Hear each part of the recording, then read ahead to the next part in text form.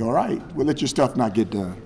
Sir, please silence your cell phones. We're going to go right to questions. So if you do have a question, please raise your hand. Mike McAllister. Coach, I'm sure you saw Cooper Dawson's announcement. Just your reaction when you saw the video and how that blew up nationally. You know, I wasn't very surprised. I mean, Cooper and his mom and dad came down here, and we had a great time with them on their recruiting weekend. Cooper's family is outstanding, and he's an outstanding young man. I think it was very gracious what he did, and it just kind of represents the people that we're trying to look to come up here and to join us in our community. I thought it was very gracious, very humbling, and well, it might start a brand new trend considering it's trending, but I thought it was really, really, really special. Coach, just what you can say about your staff and what they've been to this program and you know, each of them going to their region, just what they've done recruiting-wise? You know, they've done a nice job. You know, we work together. We're a little bit differently than the way we recruit. I like to consider ourselves, you know, we're very unique the way we do it, and it's a lot of team recruiting. We go out and we evaluate and gather talent individually, but once we bring them back, we evaluate it as a group and we recruit it as groups. And it takes a little bit longer. You don't get to touch so much of the country as maybe as some other staffs, but we feel like we do our homework very well, and we bring the right type of student athletes here to Syracuse. Mark? I think most people out there would think, oh, they won 9 games this year, so they must have been able to get everybody they wanted. There must have been an immediate impact. How much of an impact did this year have on this class? Again, most of this class was done off of our 4-8 season and our win over Clemson. And the other back part of our class was our 9-3 season and finishing second in the ACC Atlantic. And with the rankings that we haven't had here in a long time. The 9-3 season, the first part of our 2019 class will be off the 9-3 season, and then the second part of our 2019 class will be off of whatever we get done in the first half of the 29 season, ending somewhere around October. So the recruiting cycle with the new signing date is kind of put you into 2 different cycles, where half your class is recruited early off of what you did in 2018, and then 2017, and the other part's done is recruited off of what you do off of 2018. So you're talking about the kids that you'll sign in February? Even this class, you know, a lot of those kids are making their decisions. The front half of our class made their decisions before our season started. They were already committed to us. And they may not have been out there, but basically we had a pretty good feeling on who we were going to get. And then the second half kind of comes as the season's moving along. So the 9-3 season will pay off next year? Absolutely. The back half of it. The 9-3 will start the first half of the 2019 season, and then what we do in the 2019 season will be the back half of the class. With me? I think so. Front half is now, back half is in February. Yes, there you go. Okay.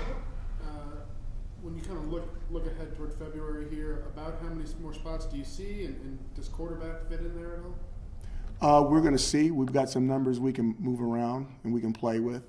If we find one that we feel is worthy, we'll bring one in, but we just don't want to force the issue. Looking like 5 or so more spots? It's going to be plus or minus somewhere close to that number, yes, sir. Okay. Mike, Coach, a lot of defensive players as far as what the class looks like right now. Was that by design, or did the class cycle just kind of work out that way? You know, when we first got here, the board, the offense and defensive board really wasn't balanced. And like I said, the first 2 classes was kind of best man available. After the 2017, the 2018 classes. Now what we need to do is we need to balance the board. And so we're really working hard to balance that out. It's probably going to take us somewhere around 2 years to where the numbers are exactly the way we want them and the scales are balanced so that we can take basically almost a set number every single year. So we've got about 2 more years before we can balance this thing out and really lay the foundation the way we want it so that we can take almost the exact number every year. Nico? Way back here, kind of piggyback off Mark's question a minute ago.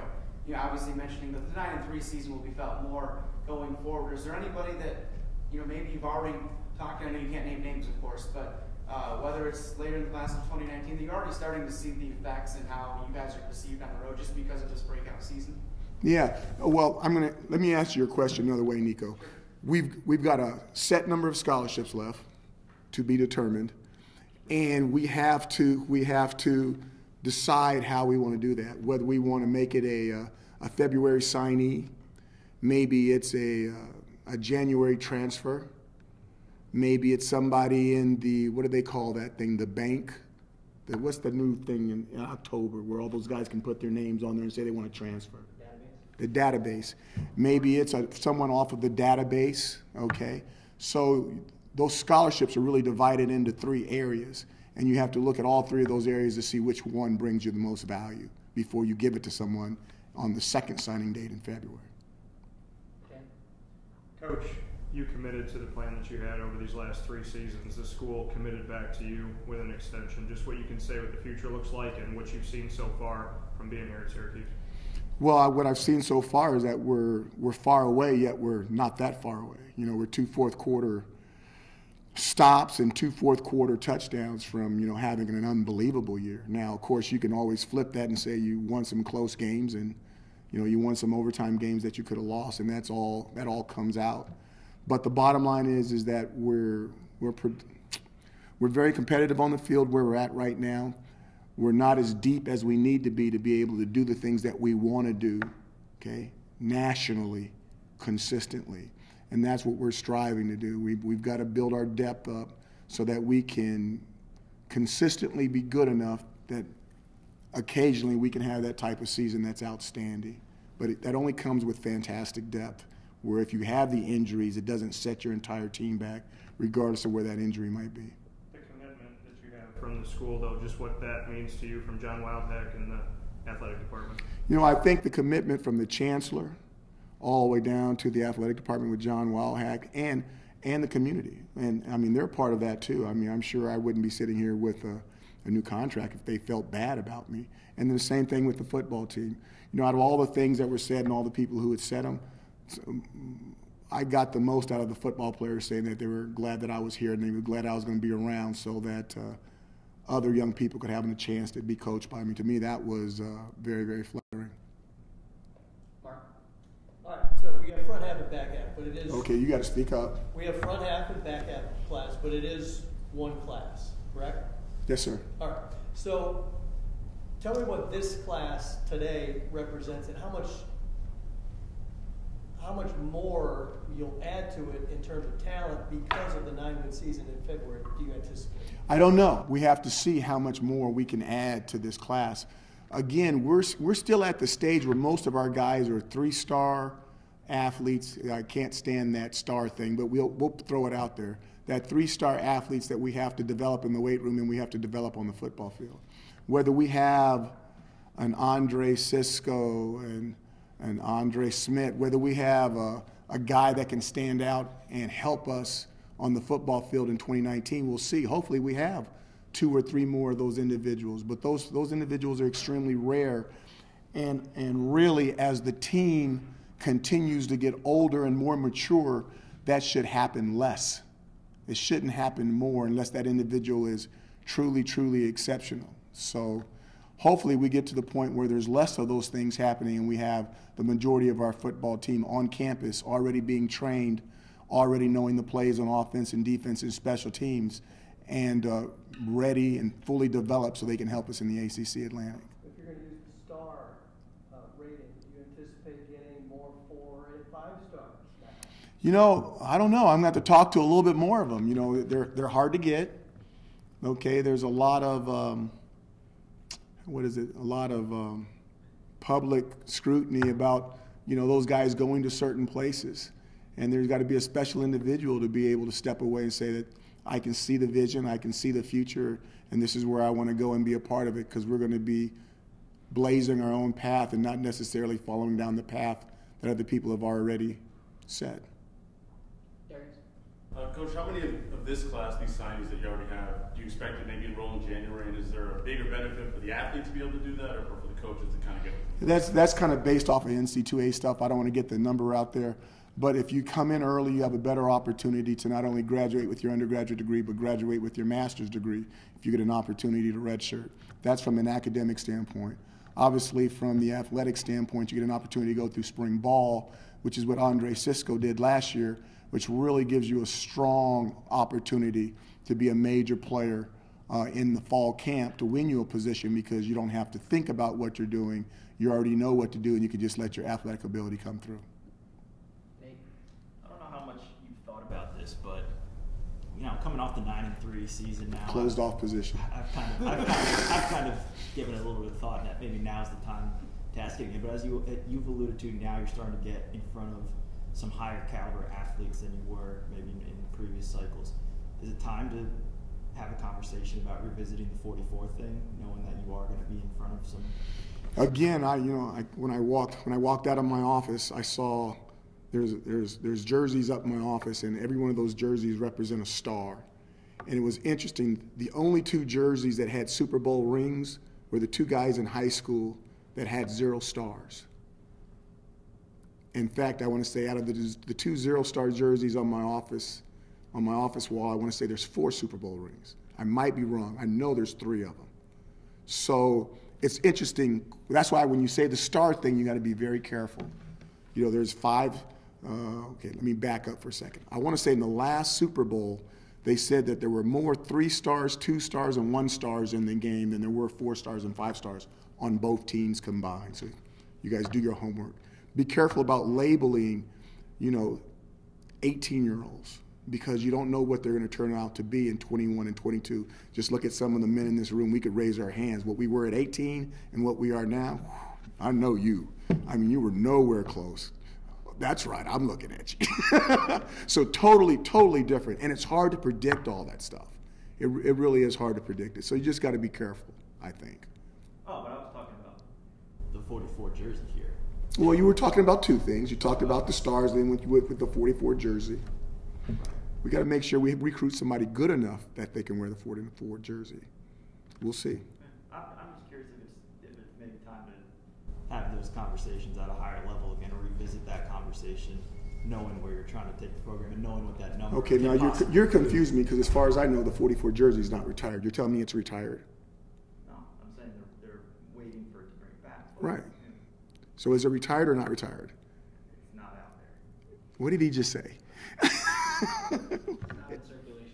It's not in circulation. I can agree with that. Yeah, it's not in circulation at the moment. So we'll see. Steve? It seems like 2 of the positions you're going to look to replace starters at this year are offensive tackle and linebacker. Obviously a really highly touted group of linebackers, and then you got Darius at tackle, who has some experience. I'm curious how you see those guys maybe fitting into the competition. Not at all. You throw them in the hat and let them sift themselves out of it. You never know who's going to be the guy. You really don't. And you just got to make sure that you have enough numbers in those positions, that it gives you enough options, okay, that those guys can hopefully come in and do the job that needs to be done, because we definitely have a need in both the areas you mentioned. Is there maybe an extra emphasis for, obviously, the linebackers are high school guys, so don't have experience, but getting experience at that position, or, ideally you want to get the best guys at any spot, but to have them at a spot where you need playing time? We want to get the best guys we can get at any spot, and the older and the more mature they are physically, the better off we are at those situations, unless they're a kicker. Then physically it doesn't matter. Time for 2 more questions. Nico?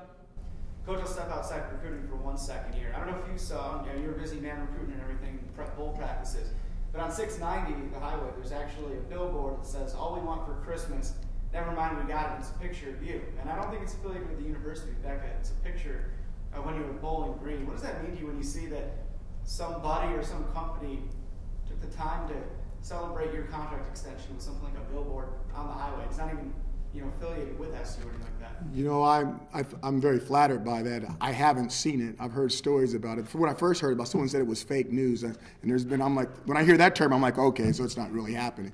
But then I guess one of my daughters told me it was real. They drove past it, so I do believe them. It's very flattering. I guess I don't really have much more to say about it than that. I guess I should drive by there and take a look, I guess. Last question, Mark. The 2 linebackers, Jones and Koba, are supposedly 4 stars, and then I got 3. I raised my hand a lot. Can you talk about those 2 guys, and if you think either of them could maybe come in and contribute? This is how I look at it. We're going to recruit the best athletes that we can possibly recruit, regardless of what the positions are.